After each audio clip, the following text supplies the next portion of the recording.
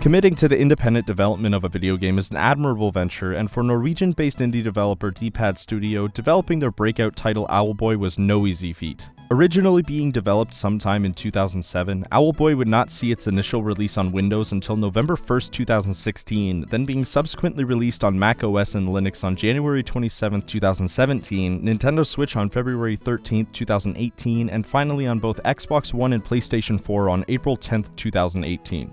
Though Owlboy's long development helped it to become polished in some areas, it did also give the team behind it enough time to veto plenty of content in order to create the shorter, more cohesive game they came to produce.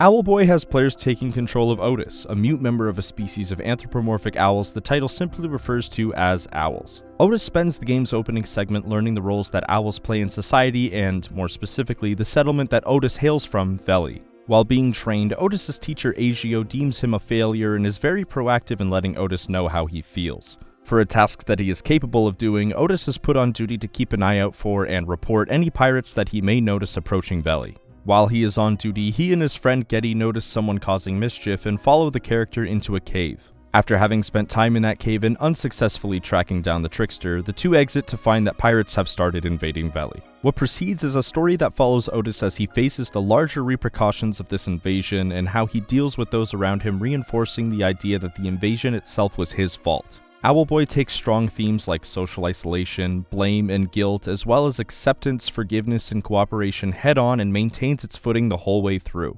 Character reactions to story events hold real weight and are written in a very human way. The writing for characters is easily Owlboy's strongest aspect, with what characters say both vocally and in their physicality. Save for a few characters that feel generally one-dimensional, characters remain consistently relatable, which leads to some impressively written interactions.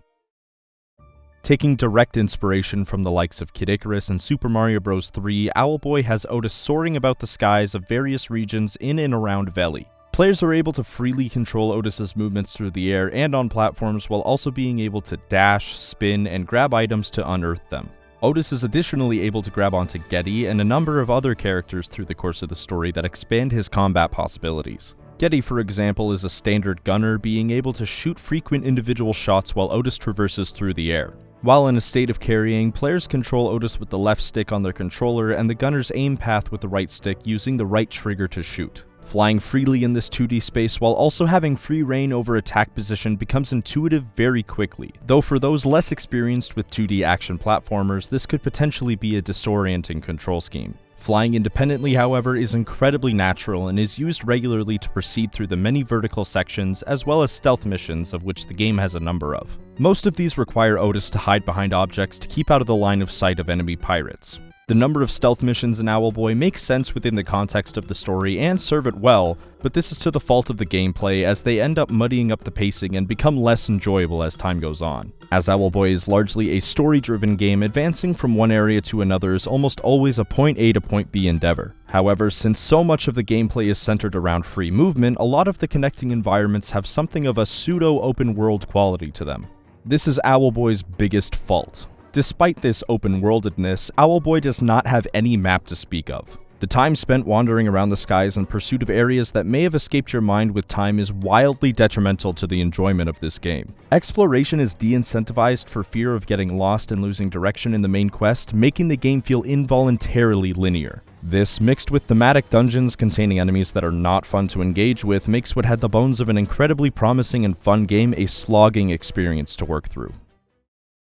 Pairing with Owlboy's cinematic story is an orchestral score written by Jonathan Greer. The soundtrack is carried heavily by the sounds of woodwind instruments and strings and will occasionally feature woodblock, glockenspiel, and even chiptune sounds. The game's title theme does a fantastic job of exemplifying the weight of the journey ahead while also providing a comforting warmth that feels representative of Otis himself. Additionally, the final ascent provokes emotions that directly allude to the tribulations to come. While Owlboy's 68-track score lends well to the tale it's attached to, most tracks serve to provide a cinematic purpose but are otherwise forgettable on their own.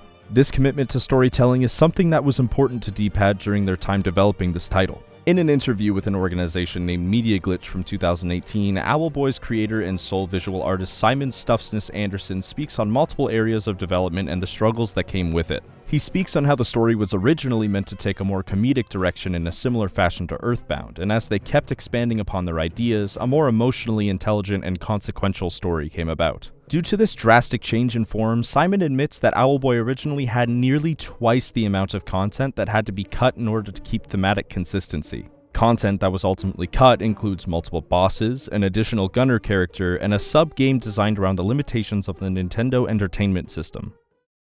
For those that prioritize a fascinating story and thoughtful character writing in video games, Owlboy is a must-play. Even though reaching these interactions feels worthwhile in the moment, the road traveled has a hard time justifying the destination. There is no correct way to enjoy a video game, and even though areas that I appreciate more from the medium felt like a disappointment, I'm happy for the majority of players that got a meaningful experience from D-Pad Studios' admirable endeavor.